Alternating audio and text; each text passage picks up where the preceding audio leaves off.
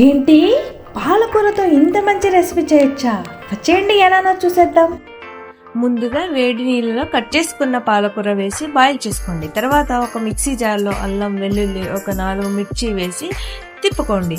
తర్వాత ఉడికించిన పాలకూర, కొత్తిమీర కూడా వేసి మిక్స్ చేసుకొని ఇలా పేస్ట్ లాగా చేసుకోండి.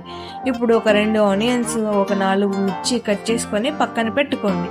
తర్వాత ఒక హండీలో ఆయిల్, బటర్ వేసి జీరా, బిర్యానీ ఆకు, క్యాష్యూస్, వేరుశనగ, కరివేపాకు వేసి ఫ్రై చేసుకోండి.